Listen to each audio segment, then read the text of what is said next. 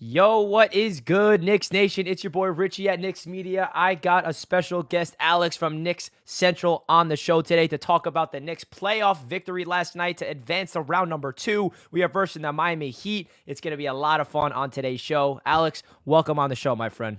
Thanks, Richie. Thanks for having me on. Happy to finally do this. Yeah, man. It's been, we were talking just pre-show before we went live. It's been a crazy week for us Knicks and Jets fans, but today we're going to focus in on the New York Knicks because it's the first playoff series victory in a decade since 2013. Alex, how does that feel that the Knicks are advancing to the second round? It feels amazing, man. It feels amazing. And on my podcast, Bad Weather Fans, we're on YouTube and all podcast apps. I do a podcast with Mike Biseglia. It's a Knicks and Nets podcast. So last night we were recording to react to the Game 5 win. And as we're doing it, we're watching the Bucks Heat. And it was insane. And I posted some videos on my Twitter at Nick Central, and we had it was just a great time, not for Mike, but for me and for us Knicks fans. And just I don't even understand how we got here. You know, like this is exactly how the Hawks felt 2 years ago when they beat us. You know, literally, like we won game 2, yeah. And then we're like, yeah, we're dancing in the streets, and all of a sudden we get like smacked in the face. That's exactly what happened last night. You know, even the most homer Knick fan wouldn't, give him some truth serum, would not think that this would have happened in 5, maybe 6, maybe 7. You're being realistic. If you said 4 or 5 and that was your prediction online, you were just, being ridiculous. Nobody thought the Knicks would win in 5.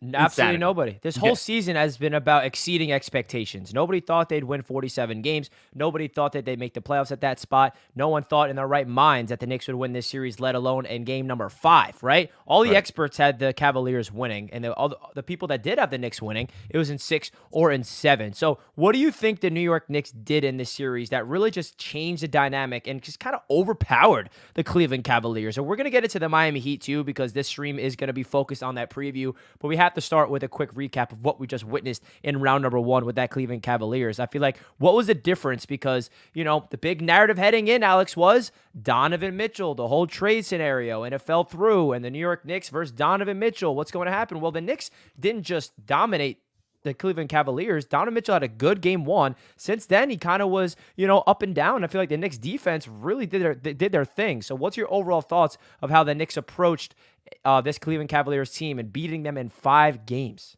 I think they intimidated them. And that game 1 win sucked their soul. And then game 2, they blew them out. And then in game 3, when the Garden crowd just totally sapped the life out of them. And it's something that a lot of the younger NBA players don't understand about the Garden. They see the Garden. They saw the Melo stuff a couple of years ago, and they saw, 2 years ago with the Hawks, and people might have just chalked it up to being finally out of the house during COVID, so like everybody just going crazy. But that Garden crowd is electric, and I think that they couldn't handle it. They didn't know what they were walking into, and Donovan Mitchell wanted to be a Knick. I wanted him to be a Knick. I was on the wrong side of that. I'd take the L on that, and I don't care, man. And what they really did was they zeroed in on Mitchell and they made him into a volume scorer. They said, Garland, you beat us. And in the one game that they beat us, Garland went off.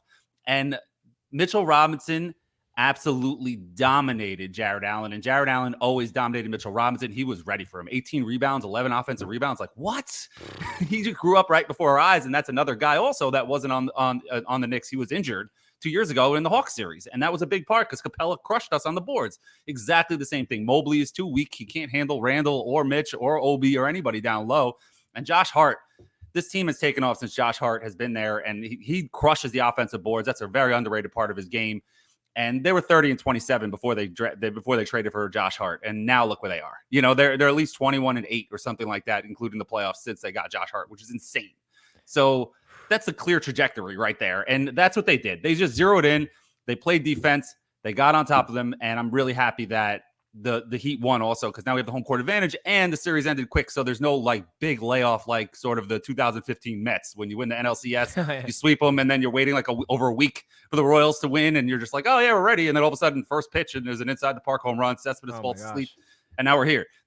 So I'm glad it's happening Sunday. Let's go at the Garden, and I'm ready to rock, man. Yeah, I'm ready to rock too. And you bring up a great point that the Cavaliers, they did not have their minds prepared for Madison Square Garden. They No. got rattled from the gate. And Knicks fans had a little taste of what playoff basketball was like at the Garden 2 years ago, but that wasn't even at full capacity. Like Right. that. Remember, that was the COVID year. Their All COVID season long, there was sections. no Yeah. fans. And then right at the end, they started sprinkling in some fans. And then the playoffs, they opened up to like 50% or 75% capacity. It's a different, man. I was at game 4. I lost my voice because of, on top of Sunday with the Knicks, and then Monday getting Aaron Rodgers. I was just screaming my ass off for the past couple of days. But the reality is, man, I think you're right. The Knicks won this series because of Jalen Brunson being the great star that he's playing. But I think Mitchell Robinson is the difference maker and the reason why we won. Because what head coach Tom Thibodeau, his identity with this New York Knicks squad is defense and rebounding. And that's exactly what Mitchell Robinson is doing. He took over the series. You throw in Josh Hart there as well. They combined for 30 rebounds last night between Mitchell Robinson and Josh Hart. 18 for Mitch, 12 for Josh Hart. That is a Tom Thibodeau style team.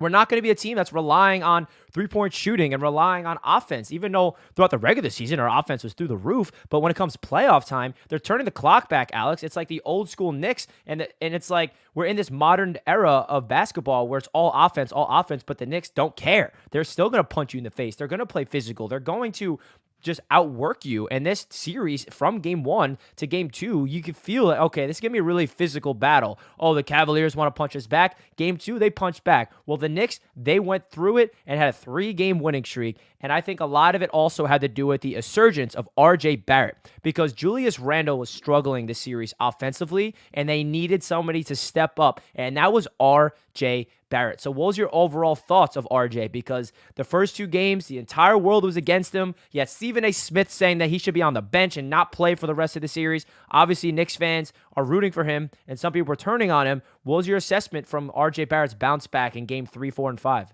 He grew up. He needed the Garden crowd. Clearly, in the first 2 games on the road were a little overwhelming for him. And I know he was in the Hawks series 2 years ago also. He played okay. He wasn't himself. He just needed, he needed the Garden crowd, and he just got rolling, and the crowd was chanting his name every free throw, and that stuff matters, man. People act like that stuff doesn't matter, but it does. And RJ even said he turned off all the socials, which is good. I love that from a player in the playoffs. And he only heard Stephen A. Smith. And that motivated him, and he channeled that anger into a positive nature, and that's what you want from your players, and that gives me a lot of hope for him. I thought he could be a star based on last year and the way he was playing. He was like, give me the ball and get out of my way. I want the ball, and I'm going to score, and that's when he was on a roll the last 2 months of the season, and that's what he looked like in the last 3 games, where he's like, give me the ball, I'm going to create, I'm going to kick it out. And even with Julius Randle gone, he still stepped up, and Julius Randle, honestly, I don't even think the Knicks need him. Obi Toppin stepped in the third quarter, cold, 12 points in the third quarter out of nowhere. And that's what I've been saying it all year. Like, I feel like Julius Randle, all-star, et cetera, et cetera. And people know me, who follow me on Twitter at Nick Central, know that I'm not the biggest Julius Randle fan. He's an all-star, but I think this team plays better without him. He's not Obi Toppin's not a ball stopper. He can score. He could run the floor. He's always going to hustle. He's always going to play defense. And he's never been afraid of the moment. Even 2 years ago, out of nowhere, he was bad the whole season. Remember his rookie year, he started off hurt, then came into the playoffs, and just the crowd was chanting his name. Remember the video of his mom crying, like, oh my God, so Obi has never been afraid of the moment. And now it's you can't even be like, oh, there's the last 5 games of the season, Obi Toppin. This is the playoffs. And look what he did. And I'm confident probably more with Obi Toppin and without Julius Randle in the second round of the playoffs. Yeah, I mean, Obi Toppin in that third quarter had all 12 of his points, and he came out there and scored 10 immediately, had a windmill transition, and what Obi Toppin's doing is going to be really important, and I think that's transitions into what makes this Knicks team special is their depth, and that's what makes this team different, and how we can really go series by series, game by game, because injuries happen. Every single team's battling injuries. We're versus the Miami Heat. They're injured. They don't have Tyler Hero. They don't have Victor Oladipo. We're probably not going to have Julius Randle by game 1. So we'll see how long Julius Randle's out there. And Julius Randle struggled in the first round offensively. But my favorite thing about Randle in this series was he was like part of that physicality down low that we need, and was part of that defensive effort, and was doing the scrappy work. So my question is, can Obi Toppin match that physicality? Because the difference that Obi Toppin brings that I absolutely love is it turns this offense into a transition, just going fast, high-paced offense. Yeah. And then when Randle's in there, it kind of slows things down. Isolations, half-court offense. So they got to really take advantage of Obi Toppin's strengths. And we saw Obi Toppin the final 5 games of the regular season. When Randall went down, he thrived, and he was averaging over 22 points per game, 44 from downtown, 58 from the field. So Obi Toppin's ready for the moment, and this is his time to shine. And I think that, Julius Randle nursing that ankle and re-injuring it, I don't know if he's going to be back to 100% by this series. So I'm excited to see what Obi Toppin can do. So transitioning to the Miami Heat, Alex. Yeah. Jimmy Butler is like, I don't know, the planet. And I feel like Knicks fans are, we want the Heat. Everyone wants the Heat over the Bucks. If you're asking Heat or Bucks, it's easily the Heat just because the Giannis Antetokounmpo is a champion. We get home court advantage, but I do feel like some Knicks fans are sleeping on the Miami Heat. I know that they're depleted and they're a one-man show with Jimmy Butler, but throughout the years, the Miami Heat has low-key been a big rival for the New York Knicks. They always play hard. The Heat has had our number in recent years. Luckily, we had their number this year in the regular season. How do you think this New York Knicks team match up against the Miami Heat? I think they match up very well. The only problem is that Mitchell Robinson is not going to be able to be what he was in round 1 because of Bam. And Bam's going to get in his face, and he's athletic, and he can, excuse me, and he's going to, that's going to be tough for him. Not going to lie. But other than Bam and Jimmy Butler, the Heat are they're depleted. They're relying on Kevin Love, and it's 2023. You know what I mean? And that's another big deal that Mike, my co-host last night on Bad Weather Fans, he said he made a good point. He's like, imagine if the Cavs still had Kevin Love. Don't you think they could have used him in the series versus the Knicks? They needed that stretch 4 or 5, to hit the 3, and they didn't have anybody. And that's why Mitch was feasting down low. He was always around the boards where he needs to be. And, the Heat are experienced, though. They were in the finals in the bubble. They were in the Eastern Conference Finals recently. You know what I mean? They're a good team. They have the experienced coach, one of the few coaches in the NBA that's won championships and multiple in Spoelstra. Obviously, the Pat Riley cloud. They're not going to be afraid of the Knicks. This is not going to be the Cavs where you can punch the Heat in the face and then they fold like a cheap suit. This is not going to be that for the Heat. This is going 6 or 7. I think the Knicks are going to win it in 6 or 7.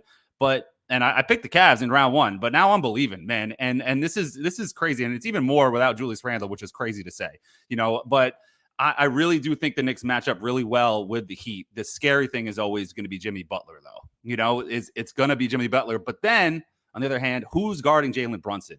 Strus? Vincent? Okay. That's true. Good luck with that, guys. Mean, yeah, we're talking about, we have to stop Jimmy Butler. Right. Well, who's stopping our guys? Especially with the way RJ Barrett's playing. And don't forget, RJ Barrett had his career high last year against the Miami Heat. He's dropped a 30-burger in the first half and finished with 46 points on that Miami Heat defense. So I'm looking at RJ Barrett, especially without Julius Randle. I know that we're talking about Obi Toppin because he's replacing Julius Randle, but without Randle, you need RJ Barrett to step into that second option role and kind of play like a budding star. And this is RJ Barrett's really big opportunity to really prove himself as the guy that we gave him that long-term contract, because he had 2 bad games to start off the playoff series. And like you said, he grew up. He needed that Garden crowd to get the energy. We're starting at home in this series, and I need RJ Barrett to be consistent, because that's been RJ's issue throughout his entire career with the New York Knicks, is consistency. He plays great for a stretch of games. We're all living on a high with RJ. He's here. This is him. He's developed. He's our star. And then he goes through 2 weeks of just he can't even hit a layup. And it's like, all right, RJ, can you find that consistency? And I think that he can win the hearts of Knicks fans all across the globe if he can put together exactly what he did the last 3 games of this playoff series and do it throughout this entire series against the Miami Heat. He's probably my X factor, especially with Randle being down. No, and you're absolutely right. You nailed it. And RJ Barrett also has shown, I said this all year too, that he plays better when he's the number 2 option. Being the number 3 option, behind Randle and Brunson, was tough for him because whenever he got the ball, he pressed. He tried to get his shot. He was forcing. He wasn't just going with the flow of the game where he knew he was going to get the ball back. There's a lot of times Brunson would go ISO, and then Randle would go ISO, and then he goes 4 or 5 possessions without even touching the ball. Or if it's just a quick, pass and pass off kind of a deal. And it wasn't a good situation for him. And yeah, they were winning and they were doing okay. But, I think a lot of people saw that in a vacuum, and they're like, oh, this guy stinks. And I'm like, you got to look at it holistically. This guy looked great last year as the number 2 option, where he was like, give me the fucking ball and get out of my way, and now this year he's not like that. He's looking tentative. Like, what's changed? Oh, Jalen Brunson's here. Yeah, he's better, but now he's the number 3 option. So now, Brunson and RJ, and then without Randle this year at the end of the season, you started seeing some of that from RJ and Obi, stepping in as showing why he was the 8th pick in the draft. And it's just exciting. And I really do think RJ can step up in these playoffs, and it's going to be a big challenge. I don't know who's guarding Jimmy Butler. I mean, I guess we'll see how Quentin Grimes is for the second round, and you might have to put Josh Hart on Jimmy Butler just to not tire RJ out. But that's going to be tough. That's the big matchup problem. And you bring up a great point with RJ. Like last year, there was a stretch of games, and last year we didn't make the playoffs. And like at the end of the year, we were fighting for that play-in game. But RJ Barrett kind of took over to the point where he was the number one option at times, where they were running the offense through him, where Randall kind of took that back seat. And that's where RJ Barrett, don't forget, guys, last year was playing his best basketball of his life. And I agree. I feel like taking the ball out of his hands hurt him this year a lot because he wasn't comfortable getting his rhythm. And he struggled a lot from the perimeter this year, but when he gets aggressive and attacks the paint and you give him an opportunity to get in the rhythm of the game instead of being like an option on the sideline, that's at RJ Barrett. So without Randall out there, I think RJ Barrett's going to excel, and I'm really hopeful of that exactly. So other players of this Knicks team that's been a really big reason for them to succeed has been guys off the bench. The bench has been the reason why this Knicks team good, and I think that's why, personally, when you look at this Miami Heat team, the Knicks have the advantage. I mean, they don't have depth, and that's because of their injuries. They don't have Tyler Hero. They don't have Victor Oladipo. Their bench is weak, and the Knicks bench is freaking deep. And talk about Josh Hart. Talk about Emmanuel Quickley. Isaiah Hartenstein has not missed a game this year and has been nothing short of great for the Knicks off the bench. Not as good as Mitchell Robinson, but he's doing everything we need, setting hard screens, getting offensive rebounds, getting blocks, forcing turnovers. I mean, what more can you ask from the depth of this team? Not to mention Deuce McBride comes in for 6 minutes a game and gives you defense. It's just a really beautiful thing to see. So how do you think this Knicks team can benefit with the depth? And obviously we need to see if Quentin Grimes is out there. We need Grimes back. We cannot rely on Josh Hart to play 46 minutes. I mean, he played 46 minutes last night. Insane. That man is amazing, but we don't need you out there for 46 minutes, Josh Hart. We need to split it with Grimes. Ice bath. Yeah, literally. Get him in that ice bath. So Emmanuel Quickley had I think a career high in the playoffs last night. Good to see him getting going. Had 19 points, 5 of 15 from the field. Not that efficient, but we need Quickley. And I think he's a player that we're just waiting to get that Quickley that we saw break out this year that made him a 6-man player of the year candidate. Yeah, and he's another. Yeah, exactly. And that was the after game 1 or game 2, I was putting out like PSAs on the podcast on Bad Weather Fans, like who's going to step up? RJ Barrett, Quickley, and Grimes. You three have been crap. It's time for somebody to step up, and who's going to step up? RJ stepped up. Quickley did not until last night, and Grimes got hurt. So RJ stepped up, and that's where we took off. And I really feel that the bench is a big plus. That's a great point. And Deuce McBride is another great point. It's just another, how many teams just have Deuce McBride sitting there that can lock up defense? And then if all else fails, and let's say, God forbid somebody else gets hurt, you can just go to Derrick Rose. You know what I mean? And that's somebody, I know he's old and whatever, but he can still get some buckets if we really in an emergency situation. We even have him Fournier. I mean, Fournier is like Fournier, but like we're paying him a lot of money to not play. You know? And you look at the Heat bench. If they get multiple injuries and there's an emergency situation, they got to go to the 75-year-old Udonis Haslem. You know what I'm saying? Like that's just like the difference there, So the Knicks are really, really, really locked in right now, and they're deep. And props to them for holding their guns on the Donovan Mitchell stuff. And I'll take the L on that again. And I'm just like. The bench is crazy because you look at the Heat bench right now. They got Duncan Robinson overpaid, just a shooter, nothing. You got Caleb Martin. Oh, who are these guys? You know what I mean? They're journeyman NBA players, and I don't want to talk out of school here, but the Knicks bench is way better than the Heat's bench, and it's about the top end stars on the team, and the Knicks are clearly the favorite in this series, and the Heat are getting a lot of respect from me because of their past. Because of their experience, because of their past, because of the logo, because of the arena, because of all the history with Pat Riley. But if you look at it, if you compare it, the Knicks have a better team. They really do. Especially without Hero and Oladipo. I couldn't agree more. And the one thing that is intimidating with the Heat is they literally just beat the best team in the Eastern Conference, the Bucks. And I know that Giannis was hurt, but like they beat them in 5 games. And I know that we're like, Knicks versus the Heat. But like, guys, they just beat the best team, a championship team, by the way, recently. But I think that I want to bring up this because Knicks fans got to really soak this in. I've been waiting my whole life as a Knicks fan for them to do exactly what they're doing, and it's been a 5-year process of drafting and developing. We're not just doing this. The Knicks aren't good because we're buying players and we're like just trading for superstars. They are building this thing organically through the draft, and it started with the Mitchell Robinson draft pick, and then it starts with RJ Barrett the year after that, and then we get Obi Toppin and Emmanuel Quickley the year after that, and then we get Quentin Grimes, Deuce McBride, and Jericho Sims the year after that. All those players, Alex, were drafted and developed. We extended 2 of them already. RJ Barrett, Mitchell Robinson, they're here long term. We'll see what happens with Obi and Emmanuel quickly if they're inked up for long term or not. But doesn't it feel good that we have a team, an organization that's drafting and developing so well our own players? Because we watched them grow as kids. We saw Mitchell Robinson completely scrawny and skinny out of high school, being in foul trouble and developing. We saw RJ Barrett fresh out of Duke as a 19-year-old kid, and like watching them grow into like grown men, and they're big reasons why we're in the second round of the playoffs. And he sprinkled that in with the free agent acquisition of Jalen Brunson, the free agent acquisition of Randall, trading for Josh Hart. I mean, it's like a 5-year window that we're talking about here, and it's a 5-year rebuild. And we're not a rebuild anymore. We're on the other side of it. So like, speak to me on how this Knicks organization has been just doing this so slowly, and we've been going through it. But isn't it finally awesome to see that this Knicks team is doing it the right way of building it through the draft? It's exciting to see. It really is. And the one thing that's always concerned me is Tibbs being an older coach, 64, 65 years old. Like, how sustainable is the success with this coach? But it's the NBA. And it's the NBA, and coaches can be a turnstile. You can change them, fire a guy after, getting to the Eastern Conference Finals. It doesn't matter. But at the end of the day, he's also shown me in the playoffs, which is another thing that got me excited, was when he benched Randall down the stretch for Obi Toppin.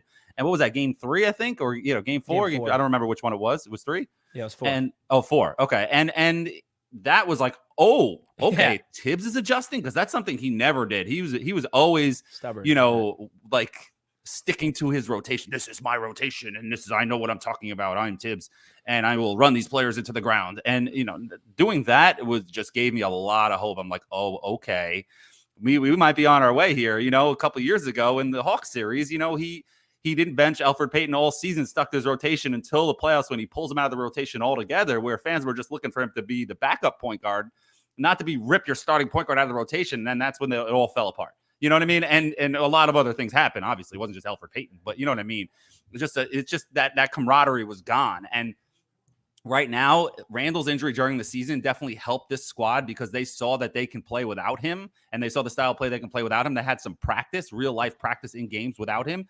That right now, if that didn't happen, and now they're coming into round 2 without Julius Randle, they'd be like, oh man, what are we going to do? They might be a little panicked, and we don't know what's going to happen. It'd be like a practice game. But right now, it's exciting, and the homegrown talent is exciting to see. Everybody loves homegrown talent, and Jalen Brunson feels like homegrown talent because of Rick Brunson, and he just feels like one of our guys. And it's exciting, man. I don't even know what else to say. And Hartenstein has been a great pickup as well. Really good backup. And Jericho Sims is another homegrown guy. He just had surgery. He's done for the year. That's sad to see, but he's very raw. He's coming, but he's got so much athleticism. I think he'll be good in a year or two. It's just the trajectory of this franchise is up, and this year, it's house money from here on out. Even if they should beat the Heat in the second round on paper, you can't be mad unless they get swept or something, which God forbid. You know what I mean? But if this is a long series and they lose, you might be upset for a little bit, but you're gonna look back at this season and be like, remember the 2022-2023 Knicks, and be like, this was a great year. And hopefully this is the beginning of something special for years to come. And that's the cool thing about this team. Right. And you want to compare the team that last won a playoff series 10 years ago. Mm-hmm. That team was with old veterans. And I love that team.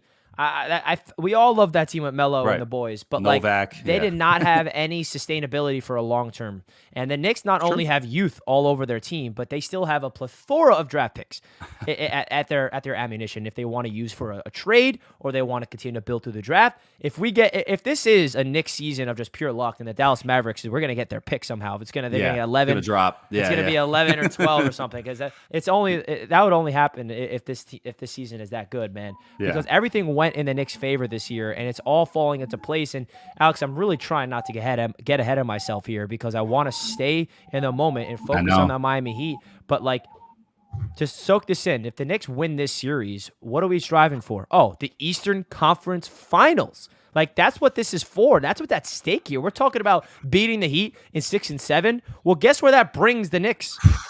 The Eastern Conference Finals against a team, either the Boston Celtics or the Philadelphia Sixers. I'm going to take the Boston Celtics in that series. And the Knicks beat them 3-1 in the regular season. And I'm not saying that, oh, the Knicks are going to beat the Celtics in 5 or 6, but I like the way the Knicks match up against the Celtics. And I know the Celtics are low-key the championship favorites, even the whole league, and it's not going to be easy to get through them. And we got to get through the Heat before, and I hate thinking ahead, but like it's so hard not to, right? It's just so hard not to because it's like, what's happening? This Knicks team was not even supposed to be like in the playoffs this year to start off, and this is like a magical thing, and things happen. You witnessed the 99 Knicks as the 8th seed. I wasn't alive. I was alive. I was 2 years old, but like I didn't get to experience that, and things happen.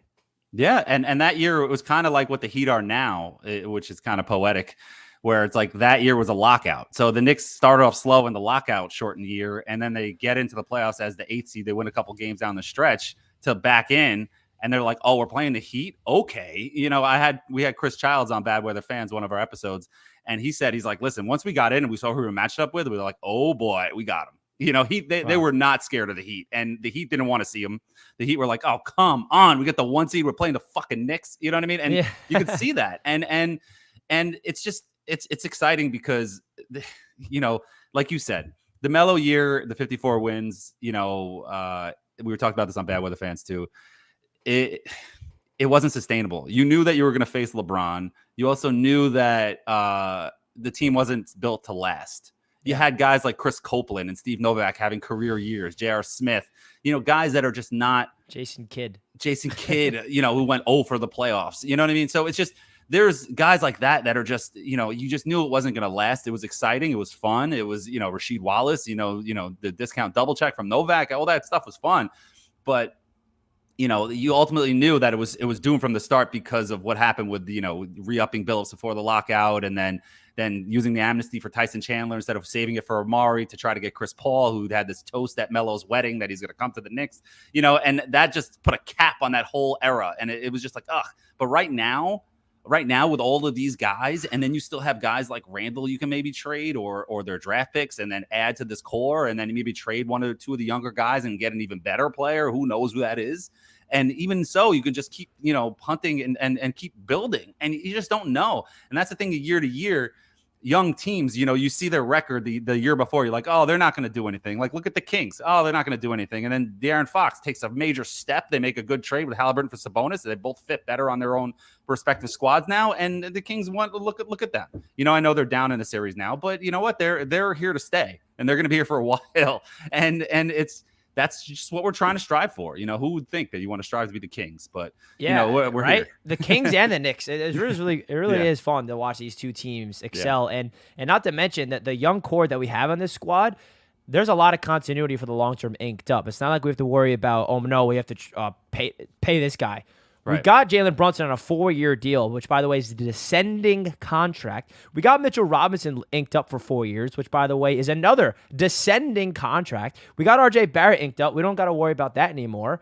So, like, the only people that are long-term question marks, or contractually speaking, is Quickly and Obi Toppin. Josh Hart is another one you could bring up as well because he can opt out, and he needs to be a Knick. I mean, Josh Hart, if Tom Thibodeau can go in a laboratory and just create his own player, it's Josh Hart. I mean, I've never seen a guard play this well in terms of every single aspect of basketball besides, not to say he's a bad scorer, but that's not what he's there to do. I mean, last night he played 46 minutes, had 4 points. We don't need him to score, and he impacted so much with 12 rebounds. So the point is, the Knicks are set up for the future. They have all the players they want for continuity purposes. They've been bringing the boys back, which I really like. Even the re-signing of Derrick Rose, it doesn't seem like it makes sense now, but that's been their philosophy, like bringing the boys back. That's working, and I like that continuity aspect of the front office, that they don't want to blow it up. They don't want to trade away players just yet. They're really trusting the development of these teams. And you bring up Tom Thibodeau, and I think it's really time to give Tom Thibodeau credit, man. We've been critical of this man. He won damn Coach of the Year for the Knicks 2 years ago. He was not good last year. He had up and down part of the seasons this year, and of course there's criticism that's warranted at sometimes, but he completely outclassed JB Bickerstaff in that series. He looked like a coach that, to the point where Cavaliers fans are like, we're just getting outcoached. Like, that the scheme that Tom Thibodeau has, having them prepared, having them adjust mid-game, having them just playing on a string. Like, I was at the game, at the Garden, game number 4, dude, and from my seats, I was like kind of behind the basket, and I was watching that defense in person, and it's totally different in person from the TV broadcast. I Of noticed it. I'm course, like, they are of on a course. string. Like they are just absolutely switching, rotating, blitzing, doubling, just it was just a beautiful thing to watch. And the only thing I can think of is Tom Thibodeau in practice, like preaching that this is how you win. So, like, what's your biggest impressions of head coach Tom Thibodeau? Because now he's got a big test going up against, like you mentioned earlier, one of the best coaches of this generation that's still in the league today, and Eric Spoelstra. That's going to be a really big battle between those two head coaches. We'll see. We'll see. I was really impressed with Tibbs. I thought that they should have let him go last year, at the end of last year, because of his starting Alec Burks over Emmanuel quickly all season. Like that didn't Oh, make much God. sense. So the second half of the year, whatever it was, it just didn't make any sense. And some of his rotations with Kemba, whatever, not benching Kemba too soon, and then going back to him, and then not benching him when he should have. It was just like, what are you doing this out of spite? Like what? Get this guy out of here. And with Cam Reddish, whatever. But now, it seems like he's got to the playoffs and he's like, you know what? This is, nut up time, man. I don't care about anybody's feelings. And to do that to Julius Randle, who was the made man to bench him at the end of game 4. And, it just shows that there's hope. And yes, his defensive schemes are amazing. He was one step ahead of the Cavs. They knew exactly what they were going to do at all times. And it was almost like a Bill Belichick, like he had the cheat code. You know what I mean? It was almost like something like that where he just knew what was going to happen before it happened. And the Knicks players, they were ready and motivated and responded to it. And you know what? And the Knicks have this tough guy attitude, and the Cavs folded. 2 years ago, they tried to be tough with the Hawks, and the Hawks stepped up to them and hit them back, and the Cavs didn't hit them back. So they're going to try to do the same thing with the Heat. It's going to be an old school 90s series, and you never know what's going to happen. I mean, the Spoelstra Heat, they're going to be ready for them. And that's the difference here. And is playoff Tibbs going to show up? That's going to panic and make the wrong move, like with Chicago or Minnesota or 2 years ago with the Knicks? Or is he going to be 2023 Tibbs and press the right buttons? I mean, we'll see. Yeah, and do you know who I feel like I want to talk about now? And on my channel, and a lot of things I'm realizing is that we're kind of taking a certain player on this Knicks team for granted that just so happens to be the best player on the team, which is Jalen Brunson. Right? Like, we don't even talk about him. It's at the point where we're just like, yep, he's great. Like, we're happy to have one. Like, you don't have to worry about him. But like, we're Mitchell Robinson, RJ Barrett's resurgence, struggling Julius Randle, Obi Topic coming through. But let's appreciate the fact that the Knicks have a damn point guard. For the first time in my lifetime as a Knicks fan, by the way, I've been waiting for one for a long, long time. We've been having a new point guard every year. And what did they all say, Alex, when we got Jalen Brunson last year? Overpaid. Why is this their only acquisition? He's not going to do anything. Oh, his resurgence in Dallas. Okay, cool, but he's not that guy that can take you over the top. Well, he is that guy. And do you know how you get that star level status? It's not regular season success. I don't care that he wasn't an all-star. You become a star in the NBA when you perform in the playoffs. And he did that last year for the Dallas Mavericks, bringing them to the Western Conference Finals. He's doing that right now. And he was the best player in the series against the Cleveland Cavaliers. And if we want to beat the Miami Heat, I have so much confidence about him, but I want Jalen Brunson to continue to do what he's doing and maybe turn it up another notch, because we know that he has another level to his game that he can drop 30, 35. But luckily for us, we kind of don't need him to do that because of the defense. So just give me your thoughts about Jalen Brunson this season. Like, that acquisition in the offseason, probably one of the best free agent acquisitions in recent memory in the NBA, Knicks history for sure. Like, we're kind of taking him for granted, aren't we? Yeah, for sure. At this point, we're kind of used to him. We're like, all right, he's going to drop his 20-25, get 6 assists, and, going to hit the big shot. We're used to that. If you want to rewind to the offseason, I was not a big fan of the acquisition because everybody was praising the Knicks for punting on the draft and getting him. And I'm sitting here like, you're punting on the draft because of your own mistakes. You gave Kemba 2 years. You gave Noel a big contract. You gave Alec Burks money, and you didn't trade him at the deadline. You know what I mean? It was just...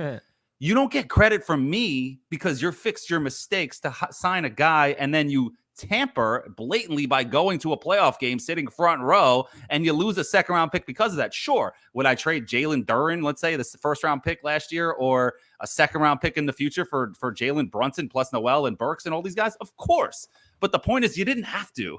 You know what I'm saying? And that's what was my biggest frustration, that, you know, you don't get credit from me for fixing your own mistakes. Number one, yeah, you get half credit for realizing your mistakes, but it was kind of obvious. It hit you in the face, you know, with a bad season.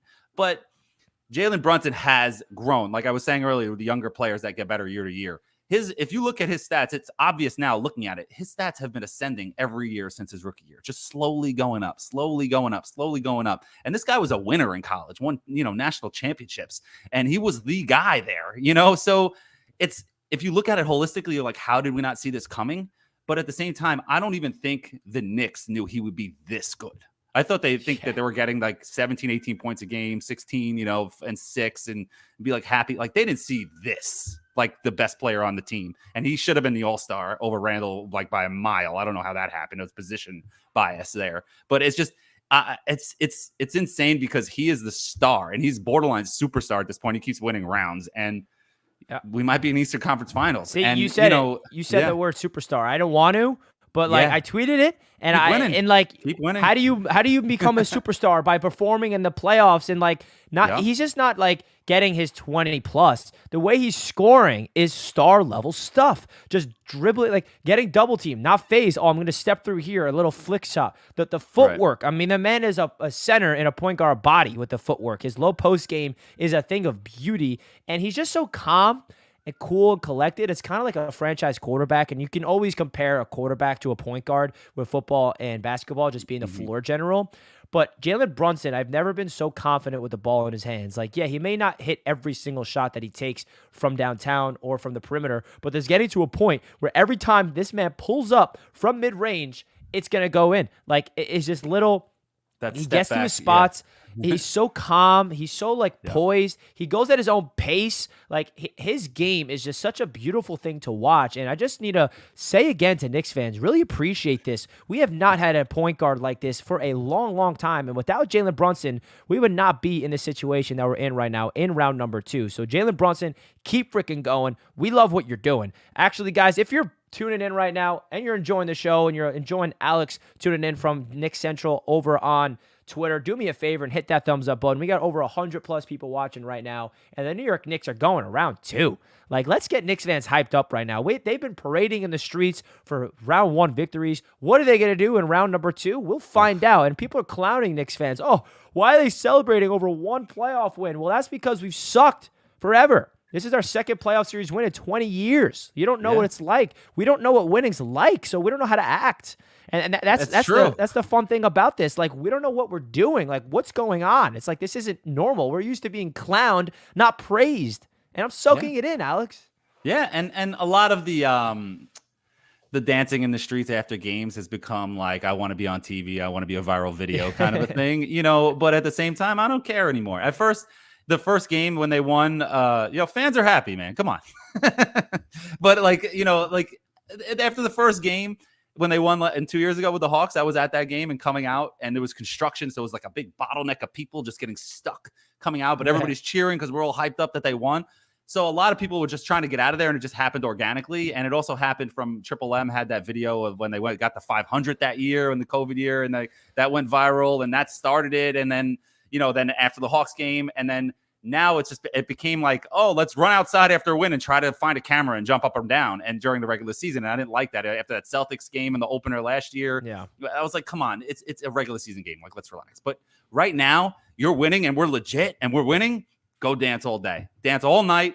Do whatever you want. Shut down 7th Avenue, shut down Broadway, shut down the city. Let's go. I don't give a damn. It's Dance so crazy. night. Dude. I was there for game 4. I was on the streets and like just the city, hearing them serenade RJ Barrett. Like, that's the chant. I'm telling you, like, RJ Barrett. Like, hearing that, it was like, as an RJ Barrett fan that I've been supporting since we drafted him, and I always believed in him. Even when he was struggling, I always believed in his mindset that he can battle through it, where I hear people saying we should trade him and do all these things. I always defended him and said, no, you don't trade this man. He is someone that can get through this. I always believed it. And hearing, like, the Knicks fan base come together in unison and chanting him, even in like watch party at bars. I'm seeing clips Right. of people chanting RJ Barrett's name. It's like, it feels so good that Knicks fans are just coming together, cheering for a player like RJ, still having the roll calls of bringing up fuck Trae Young. Like, it's hilarious. Like, it's Yeah. just like everyone comes together and they're partying because, again, we do not know how to act, and this is our time to celebrate because the Knicks have not been good in a long, long time, and there's nothing wrong with celebrating. We're in round number 2, and I can't imagine what's going to happen in the streets of Manhattan if this continues and we go further and further and further. But Knicks fans, this is our time, and do not let any other fan base come in here and say anything bad about us. This is our time. This is our time to celebrate, soak it in. It's been way too freaking long, and we are rocking at Madison Square Garden. We got home court advantage in round number 2, starting Sunday at 1 o'clock. It's crazy. ABC. And you know what's crazy also, just to go back a little bit, a lot of the mistakes that the Knicks have made in the last 23 years in this century have been trading guys just to trade them. You draft a guy and you trade him. You draft a guy like Channing Frye, not a star, you trade him. Then all of a sudden you need a guy who can shoot. Oh man, I wish we had Channing Frye. You know what I mean? You draft Nene and Camby's hurt, and then you trade him for Antonio McDyess. He gets hurt, whatever. Damn, I wish we had a big. Well, you had Nene and Camby, and you traded them. Then it's like Shumpert. You have him, and then you trade him, and you had a chance to go to get a defense, and you needed a defensive player, and then all of a sudden, oh man, I wish we still had Shumpert. Just keep your guys. Like if Quickly, RJ, Deuce McBride, Mitchell Robinson, if these guys are not stars, that's okay. If they're not superstars, that's okay. That doesn't mean you need to trade them. They are professional NBA players. Obi Toppin might not be a superstar, but guess what? He's a professional NBA player. That's our guy that we know that can develop, and we know how to get his strengths, all of them. And we know what's best for them. And all we're going to do is if we trade them just to trade them, if we're not getting a superstar in return or a star in return, it's not going to do anything but open a hole by making a hole, by filling a hole by making a hole. You know what I mean? So just keep your guys and let's rock. Don't be Isaiah Thomas and let's roll. I wanted Donovan Mitchell because he was a star, but listen, whatever. We're growing up right now. So if we're going to get trade players this offseason for a superstar, you better believe that price has gone up for these guys. Oh my God. And maybe that we always said, are the Knicks going to be an attractable destination? We had a couple years back. Oh, KD and Kyrie. Yeah. KD and Kyrie. Oh, they choose Brooklyn. Haha, Knicks. LOL, Knicks. I think it's going to be the summer where people are going to look at the Knicks and say, I want to join that team, man. Yeah. Like, they got the Garden crowd rocking. Jalen Brunson, the young core. Like, there's going to be stars, and obviously you don't know which star is going to be available at any given time. It can happen with players you never expect, and the Knicks have the ammo ready to go for a star. And I don't want to get ahead of myself and saying, oh, this guy's coming to the Knicks, but this is the summer where if they really want to get over the top, because if we did have a wing that's like elite on this team right now, we're talking championship. Are the Clippers blowing it up, man? That's the team right there. And Channing Frye, I had him on the podcast Bad with the Fans a couple episodes ago, and he said, he's like, the Knicks are in position to get a star, and something big is going to happen, franchise changing, with his words, this summer. And I said, I made a joke and mocked him like, yeah, okay, I heard that before, whatever. And he's like, no, this is me saying it, not a reporter. This is me saying, Channing Frye saying that the Knicks are going to make a potential franchise changing move this offseason. So I don't know what that is, but I know he lives in Portland. I'm trying to think. I know he lives in Portland and he played in Portland. So that's all I'm going to say. I don't know. He didn't tell me off the record, so I don't know. But that's the easiest dot to connect. But at the end of the day, I'm not trading Jalen Brunson for Dame. I'm not trading a lot of guys for Dame. I trade Randall for Dame and some picks. Sure. I was about to say, like, we have Brunson as the point guard. Do you think Brunson and Lillard would work together? Like, I think guys at that level, fit is for losers. Guys at that level can play together. Remember when LeBron and Wade got put together to like, oh, they play the same position. How is it going to work out? And just like, 4 finals appearances later and 2 championships. I mean, I think it worked out pretty well. I know that's the top of the top, but like guys that want to look at the Suns right now. Kevin Durant gets dropped in from nowhere and they're flying. You know what I'm saying? So it's just, these guys can play together. These guys, the top level players have been playing together in the summer leagues, in their private gyms, on Olympic teams, all-star teams. They know each other already. This is not, 1994. You know what I'm saying? Like, these guys can show up and play together easy. And, I'm just excited about the future, but, I'm living in it now because Next year is not guaranteed. We know that as Knicks fans, as Jets fans, as Mets fans. We know next year is never guaranteed. No matter how promising the future looks, you never never know. know what can happen. So enjoy this right now. That's I'm what I'm enjoying saying. it. And we can get ahead of ourselves. Yeah. We were praising the past that leads us up to this moment. We're Right. thinking in the future as we should, but let's stay present. We actually have Alberto in the chat who's a Heat fan. He says, me as a Heat fan, I usually feel confident going into the playoffs because of our culture. But if you're ever a longtime fan like I am, you know the bad blood between these teams. It's 1999 all over again, says Alberto. I hope so. I hope so too, man. So, guys, to finish off the show, I want you guys to let us know any questions you may have. We're going to open this up to a Knicks Q&A. What's your guys' thoughts of the Knicks Heat series coming up? So if you guys have any questions for Alex and myself to finish off the show, let us know in the chat. We're going to try to get to as many questions as you guys can. Y'all got us back in the Bron Mello days. We was trash. I think he's referring to the Heat. Yeah. Yeah. Heat So we got some Heat fans tuning in. Shout out to the Heat fans tuning in, man. It's gonna be a big time series. And that was embarrassing coming up. too. When we won that one playoff game and dropped balloons from the ceiling, we were just so happy to finally win a playoff game. Oh my God. Yeah. It's hilarious. We Dude. payback for that. Yeah. I agree. But 99 was the pinnacle. It was, and I was 1 year old. I can't believe this is happening as a Knicks, Jets, and Mets fan. Yeah, the Mets got to get their act together, but this is definitely the peak. They got time. And I'm thinking like 1969 all over again, Alex. What do you say? Who says no? Yeah, I'll take it. I'll take it. 69 and 72. We got Rodgers. We Yeah. got the Mets going to figure it out, and we're cruising to the finals, baby. Let's go. Delusional Richie's here. Can you imagine that stretch where the Knicks, the Mets, the Jets all win championships? You know what I mean? That's just, and even the Mets got to the World Series again in 72. You know what I mean? That's just like insane. I know. It really is. 86 was fun too. Had the Mets and the Giants winning too. So it's fun. Let's and see New what York happens. sports is killing it right now on all levels. They are. Max says, would you reduce Grimes' minutes in round 2? I guess hypothetically he's healthy. So say Grimes is healthy. Are you reducing his minutes in round 2? I assume for Hart. I assume for Hart, he's saying. Yeah, I do. Because Grimes, even when he was healthy, he was showing that he wasn't ready for the moment. He seemed like he wasn't ready for the moment. Josh Hart is fitting in perfectly in the starting lineup. I'm not saying to bench Grimes all the way and make him Fournier, but I'm saying just you can reduce him a little bit and have him come off the bench. Or if you want to put him in the starting lineup, it's fine. But down the stretch, I think you got to go to Grimes. Yeah, I think got to go to him, Hart. I'm sorry, got to go to Hart. Yeah, I think starting him would still be smart because the Hart coming off the bench is great. And remember, whoever starts the game is not going to finish the game. Right, And that's been Tom Thibodeau's mantra for his whole tenure here is like he feels out the game, and usually he has his closers out there. And if Quickly's hot, Quickly's closing. If Hart's always going to close games now, he's the closer. I mean, he's becoming he's becoming the assassin in those rebounds. He had that lucky shot in Game 4 though, that turnaround. That he's like, oh yeah, oh my God, that was. And even Game 1, remember that clutch shot he hit where the Cavs were surging back and they almost lost the game, and he had that game-winning shot basically. Amazing. And last night, Alex, there was a stretch where we were cruising the whole game and we're winning the fourth quarter, and then Knicks had an offensive rebound from Josh Hart, kicks it out, shoots another shot, another offensive rebound by Mitchell Robinson. And at that point, I'm like, yes, we are doing exactly like this is how we won the entire series. Is the way they're doing it right now? You get an offensive rebound, you get an offensive rebound. Just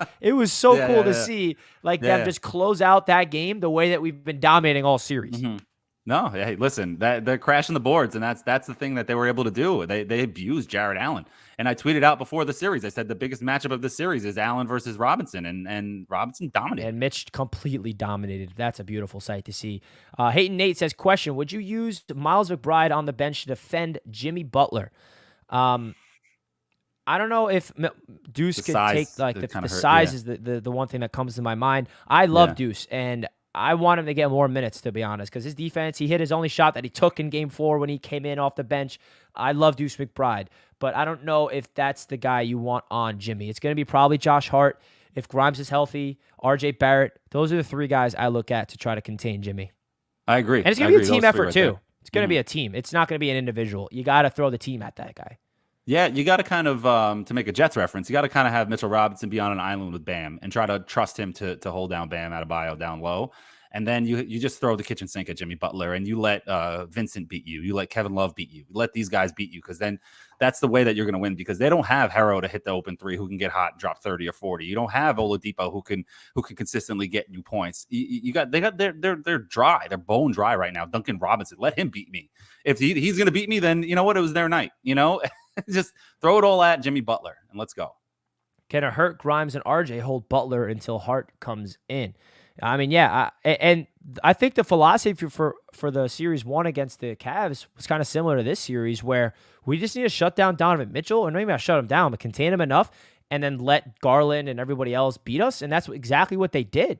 So now we got to do it all over again. And Jimmy Butler, it's crazy we're saying this at this point, but Jimmy Butler's not on the same level as Donovan Mitchell, or other way around. Donovan Mitchell's not the same level as Jimmy Butler right now, and like the Milwaukee Bucks wasn't like playing bad defense on Jimmy, by the way. Like Jimmy was like getting defended like crazy, and this guy was hitting shots that I was like, I thought he can't shoot from three. I didn't know he's a perimeter. I thought this guy just goes to the paint, and this man just turns into another level at the playoffs. So I think it's going to be a team effort. You're going to have to blitz him a lot. You're going to have to trap him. You're going to really have to force to get the ball out of his hands, full court pressure him, face guard him off the ball. So maybe sometimes don't allow him to get the ball in his hands.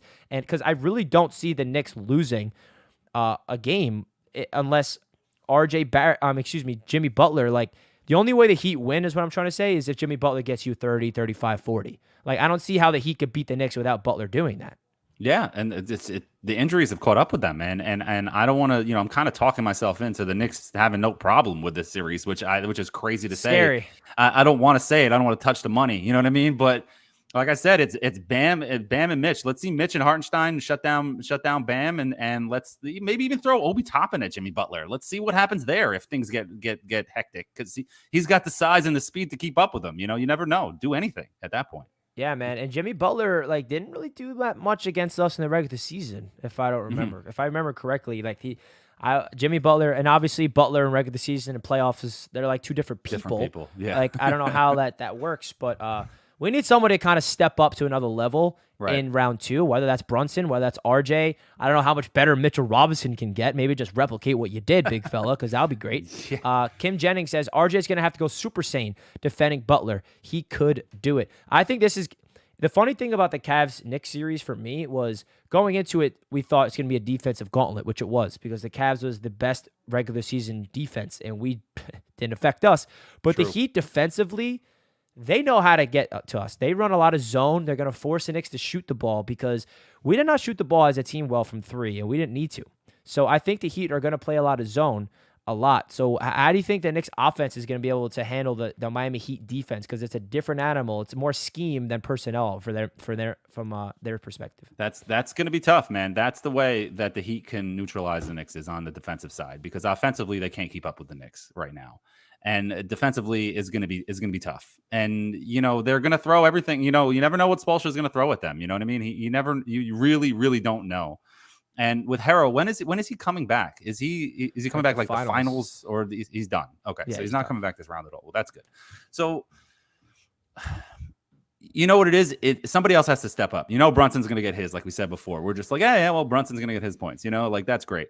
Somebody else has to step up. RJ, Obi, Randall, if he's healthy, Grimes, quickly. You can't have games like in game 2 where everybody doesn't play well. You know what I mean? You just can't. You got to have the consistency around. Like last night was a perfect situation, or a blowout. Everything looks great.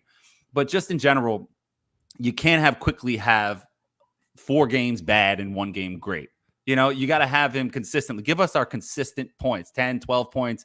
Grimes, give me 15. You know what I mean? Just get me those points, and then we won't have a problem. Like the defensive schemes that are going to be, they're going to try to make RJ go right, which he can, and it's a little overblown that they can't. They're going to try to push Mitchell Robinson around. They're going to try to get Brunson away from his spots and probably try to double him if Randall's out. And if Randall's in, they're just going to try to frustrate him like everybody does, to try to get under his skin so he loses his cool and throws a tantrum and ruins the flow of the offense. So that's why I feel like they're better without Randall, but that's another story. I've already went there. And I just think that they really have to move the ball, and have to move the ball really well in order to neutralize the Heat defense, because with the Obi Toppin lineup, like I keep going to, anybody can score on any play. There's no hey, pass the ball to Randall and everybody stand around. Maybe Brunson gets it, but he's a point guard. So at any point he can just dish it. So it's different than with Randall.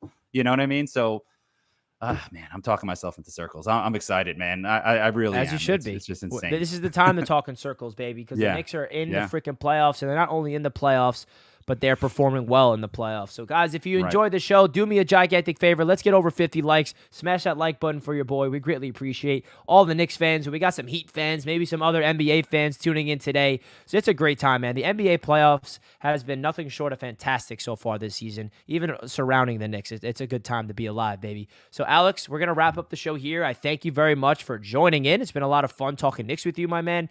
Make sure you guys go check out Alex's podcast. He does a great job over there. And yeah, Alex, anything else you'd like to say before we wrap it up? Yeah, Bad Weather Fans, available on all podcast apps and YouTube. Bad Weather Fans on Twitter at Bad Weather Fans. Also follow my co-host Mike Paseglia on Twitter at Mike Delivers Pod. And, thanks for having me on, Richie. This was great. We should definitely do it again soon, for sure. Yeah, I'm definitely down to do this again soon, Alex. Continue the great work, and let's go Knicks, baby. Let's get that game one. Game one is huge. Got to make sure. How did we get here? How did we get here? We're exceeding expectations, and it is hopefully it continues to rise, baby. Peace out, everybody. Enjoy the rest of your day.